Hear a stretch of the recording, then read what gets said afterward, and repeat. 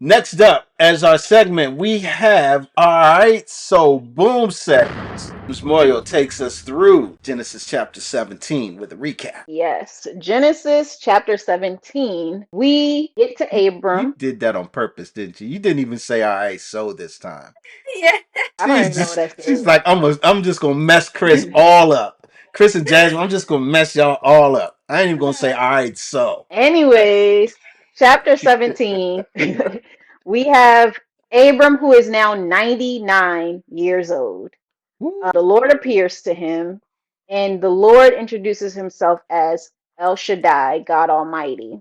And this is the Mhm. first time where that name is being used. He commands Abram to, walk before him blameless and without fault. And we, in that episode, we talk about what that could mean. So go back and watch 17 if you haven't already to get that discussion. And then he is basically confirming the covenant that he had with Abram to increase, multiply him, let him the land, all of those things.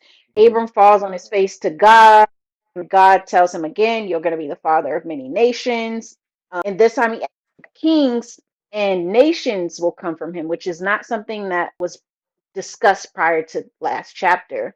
And he's telling them that he will be the God of these nations that are coming out of Abram. Then God commands him to circumcise, as part of his part of the covenant, is to circumcise all the males that are older than 8 days old. And that would be kind of their sign that they are part of God's people. And if you decide not to do it, then you are not a part of the group. Like, you're off to the side.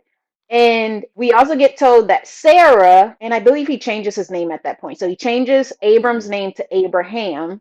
And then he talks about Sarai, and he changes her name from Sarai to Sarah, and adds that Sarah will be the mother of these nations, because Yep. prior there there may have been confusion on Abram's part when he was Abram on who's supposed to have these kids that were going to make up the nations that he was going Right. to have. So God specifically says she will be the mother of the nations, kings and peoples will come from her. And Abram initially laughs, Yeah. which I don't know if we talked about that as much, but I think it makes sense to bring it up again because we're going to see that again.